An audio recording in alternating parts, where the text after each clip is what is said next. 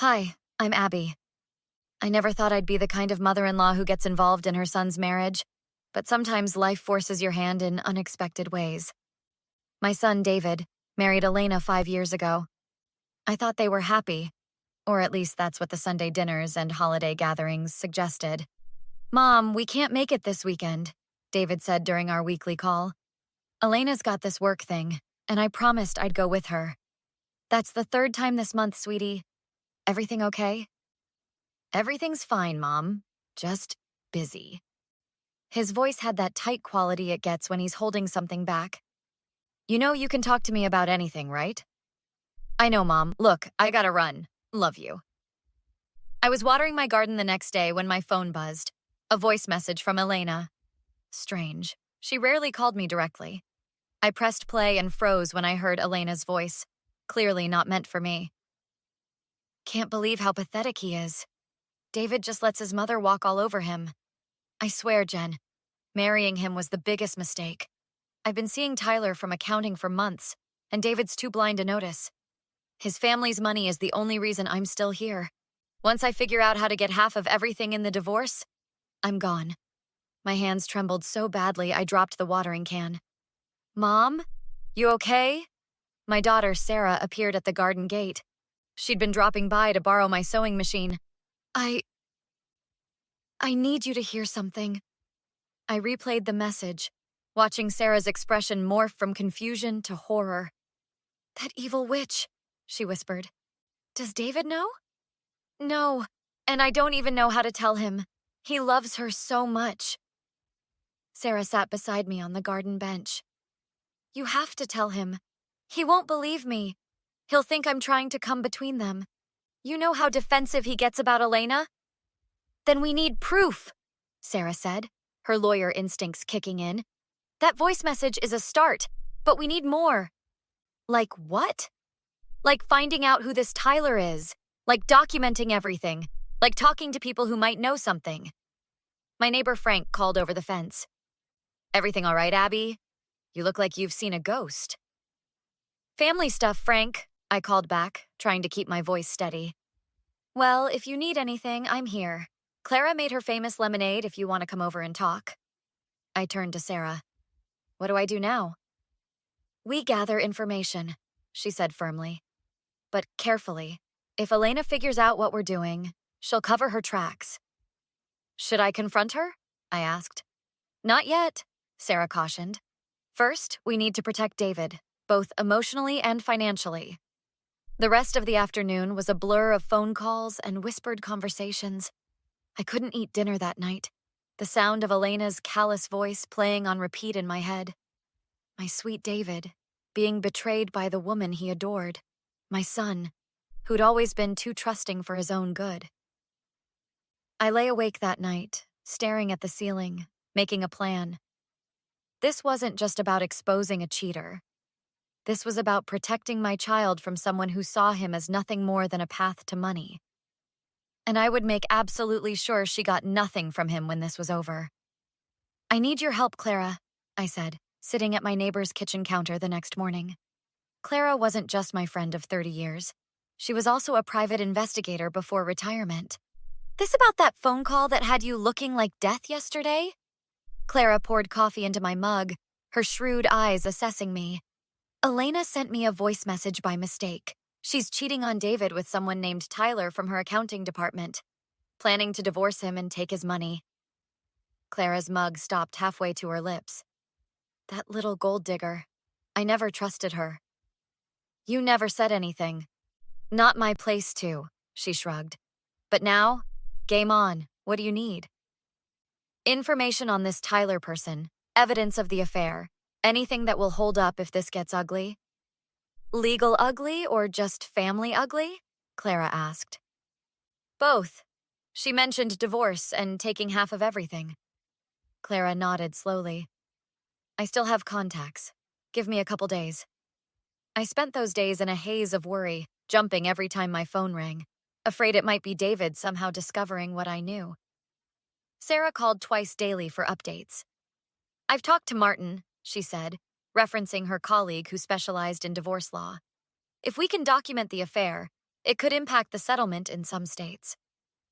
3 days later, Clara appeared at my door with a folder. "Tyler Reeves," she said, handing me a photo of a handsome man in his 30s. Works in Elena's department. Been there 2 years. They've been spotted together at a hotel near their office at least once a week for the past 4 months. My heart sank. "How did you—" "Don't ask." Clara flipped through more photos. "My buddy still works security at that hotel. He pulled some footage for me." "Is this even legal?" "Everything here was obtained in public places," Clara said carefully. "The hotel lobby is a public space." I stared at the images of Elena and Tyler, laughing, touching, entering the elevator together. "There's more," Clara said. "I talked to Beth. You know, who works at their bank? Elena's been moving money from their joint accounts into a private one. Small amounts, but it adds up. Almost 40,000 so far."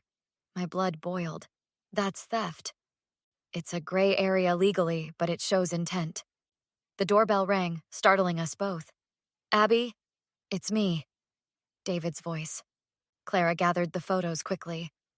"I'll go out the back. Call me later." I hid the folder and opened the door to find my son looking tired and drawn. "David, what a surprise." "Hey, Mom." He stepped inside, glancing around. "Were you talking to someone?" "Just on the phone with Sarah," I lied. "What brings you by?" "Elena's been acting strange. I thought maybe—" He trailed off. "Maybe what, honey?" "Maybe you'd noticed something. At dinner last month, or—" He ran a hand through his hair. "Sit down," I said, my heart pounding. "There's something you need to know." "Mom, if this is about Elena not visiting enough—" "It's not that," I interrupted. "David, Elena sent me a voice message by mistake. I think she meant to send it to her friend Jen." His face went still. "What did it say?" I showed him the message, watching as the color drained from his face. "There's more," I said gently. "She's been moving money from your joint accounts. And she's been seen with this Tyler regularly." David stared at the photos, his hands shaking slightly. "I need to think. I can't go home right now." "Stay here," I offered immediately. "No," he said, standing suddenly. "I need to talk to her first. Hear her side." "David, wait!" But he was already heading for the door, the folder clutched in his hand. "Let me come with you," I pleaded. He paused, looking back at me with eyes that suddenly seemed years older. "Okay," he said quietly. "Maybe that's best." The drive to David and Elena's house was silent, tension crackling in the air. David parked in the driveway, his knuckles white on the steering wheel. "Are you sure you want to do this now?" I asked.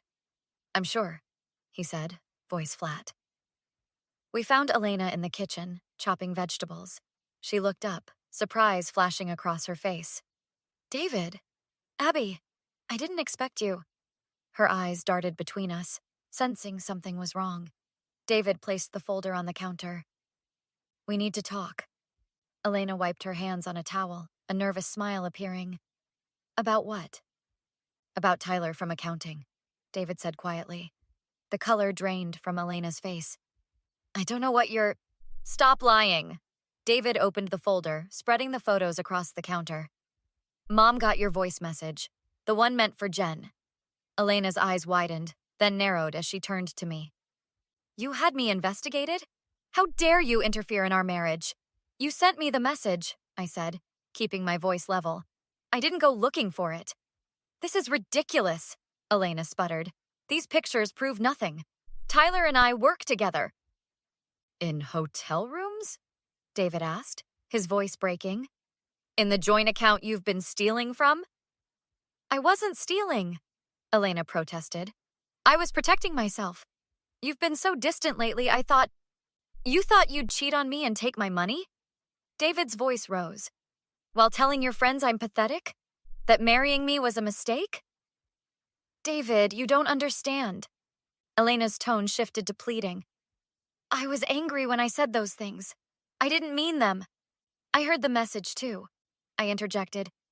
"You sounded pretty clear about your intentions." Elena whirled on me. "This is all your fault. You've always hated me, always tried to turn David against me." Don't you dare blame my mother, David said, a dangerous edge in his voice. She's not the one who betrayed our vows. David, please. Elena reached for his hand. I made a mistake. I'm sorry. We can fix this. Go to counseling, maybe. David pulled away. There's nothing to fix. I want you out of this house. You can't just throw me out. I'm your wife. The wife who's been planning to divorce me and take half of everything, David retorted. The house is in my name. You have until tomorrow to pack your things. Elena's face hardened. You'll regret this. I'll get what's mine. You'll get what the law says you're entitled to, I said, which won't be much once a judge hears that voice message and sees the evidence of your affair and financial deception. Evidence gathered illegally, Elena shouted. I'll sue you, Abby. I'll tell everyone what a manipulative, controlling mother-in-law you are. David stepped between us. That's enough. Don't threaten my mother. Or what? Elena sneered. What are you going to do, David? You've always been too weak to stand up to her, and now you're too weak to fight for our marriage. Something snapped in David then. Get out, now! This is my house, too. Elena grabbed a glass from the counter and hurled it against the wall, where it shattered. You can't make me leave. Actually, he can, came a voice from the doorway. We all turned to see Sarah standing there with a police officer. Especially after that display of aggression. Officer Jenkins, my brother would like to file for an emergency protective order. Elena's mouth fell open. You called the police on me? I called my sister, David said, and asked her to bring legal backup just in case. Looks like I was right to be concerned. Ma'am, Officer Jenkins stepped forward. I'm going to have to ask you to calm down and collect your essential belongings. You can return for the rest of your things with an escort tomorrow. This is insane, Elena hissed, but her bravado was cracking. You're all insane. No, David said softly, just done being taken advantage of. 2 months later, I sat across from David in the courthouse cafeteria. The divorce proceedings had been brutal but swift, thanks to the evidence and Elena's increasingly erratic behavior. Judge Watson didn't look impressed with her testimony, Sarah commented, joining us with coffee. Hard to look impressive when you're caught in multiple lies, David said, something like a smile tugging at his lips. It was the closest thing to happiness I'd seen from him since that day in the kitchen. The financial claims especially, Sarah nodded, trying to say the money she transferred was for household expenses when we had the receipts for designer purchases. And the text to Tyler about their escape plan, I added. David shook his head. I still can't believe she didn't bother to delete those. Arrogance, Sarah shrugged. She never thought she'd get caught. The courtroom doors opened, and Elena emerged with her attorney, her face tight with fury. She spotted us and marched over. Happy now? She demanded. You've ruined my life. You did that yourself, David replied calmly. The judge was biased. I'm appealing the decision. On what grounds? Sarah asked, professional curiosity in her voice.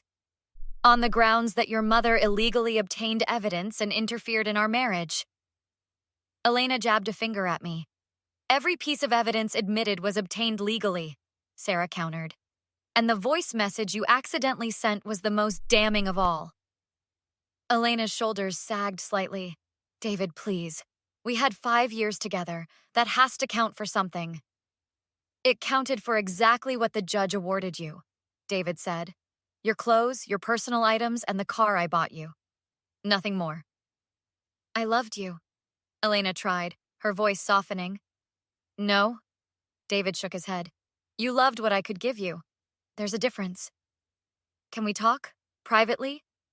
Elena glanced at Sarah and me. Just 5 minutes. I tensed, but David surprised me. There's nothing left to say, he said. I wish you well, Elena, but I don't wish to see you again. Elena's face hardened. You'll regret this. All of you. Is that a threat, Miss Reynolds? Sarah's voice was sharp. Because I'd advise against making threats in a courthouse, especially after a judge just granted my brother a permanent restraining order. Elena opened her mouth, closed it, then turned and stalked away. You okay? I asked David once she was gone. Getting there, he said, draining his coffee. The house feels empty, but peaceful. No more walking on eggshells. You could stay with me for a while, I offered. Thanks, Mom, but I need to do this on my own. He reached across the table and squeezed my hand. But I wouldn't have gotten through this without you. Clara joined us, settling into the fourth chair. Just saw the soon-to-be ex storming out. I take it things went well?